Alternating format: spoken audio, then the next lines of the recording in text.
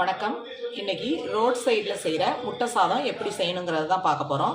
இது ஒரு lunch box recipe, ரொம்ப டேஸ்ட்டாக இருக்கும். எப்படி செய்யலாங்கிறத பார்க்கலாம் வாங்க.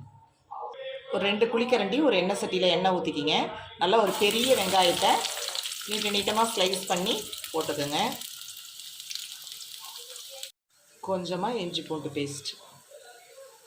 பச்சை வாசனை போனோடனே நல்லா பழுத்த தக்காளியாக 2 தக்காளி. இதில் கொஞ்சமாக உப்பு போட்டுக்கோங்க. அப்போ தான் தக்காளி நல்லா வதங்கி வரும்.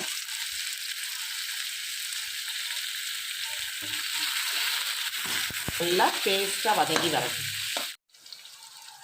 ஒரு 1/2 ஸ்பூன் வெறுமிளகாத்தூள்,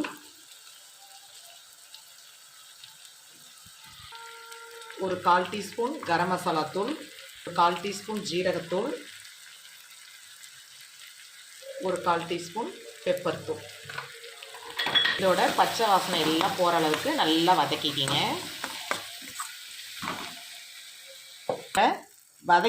வதக்குனது எல்லாத்தையும் பச்சை வாசனை போனோன்னே அந்த மிளகாத்தூள்லாம் வதங்கினோன்னே இது ஒரு ஓரமாக இதை வதக்கி வச்சுக்குங்க.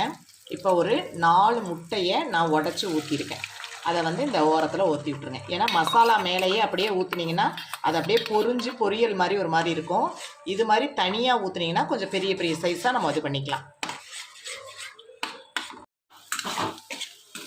இது மாதிரி முட்டை நல்லா கொஞ்சம் பெருசாக பொரியிற மாதிரி இருந்தால் தான் சாப்பாட்டில் அங்கங்கே இருக்கும். ரொம்ப பொடுசாக இருந்தால் நல்லா இருக்காது, தெரியவே தெரியாது சாதத்தில். இது மாதிரி பெருசாக இருந்துச்சுன்னா சாதத்தில் அங்கங்கே தெரியும் போது பிள்ளைங்க லஞ்ச் பாக்ஸில் சேர்த்து வச்சு சாப்பிட நல்லாயிருக்கும் முட்டையோட. இப்போ மசாலாவோட சேர்த்து மிக்ஸ் பண்ணிடுவோம்.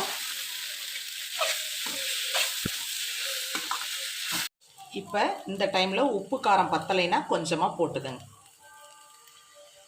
சாதத்தை நல்லா நான் வடித்து ஆற வச்சுருக்கேன். நான் சாப்பாட்டு அரிசி தான் செஞ்சுருக்கேன். சாப்பாட்டு அரிசியில் தான் இன்றைக்கி செய்ய போகிறேன். நீங்கள் பாஸ்மதி அரிசி இது மாதிரி எது வேணாலும் செஞ்சுக்கலாம். சாதத்தை இந்த முட்டை மசாலாவோடு சேர்த்து அப்படியே மிக்ஸ் பண்ணி விடணும். ரொம்ப போட்டு இது பண்ணிடாதீங்க. சாதம் கொஞ்சம் கொலன்னு இருந்துச்சுன்னா தான் நல்லாயிருக்கும். முட்டை சாதம் ரெடி ஆயிடுச்சு. ரொம்ப ஈஸி, ஒரு 10 நிமிஷத்தில் செஞ்சு முடிச்சிடலாம்.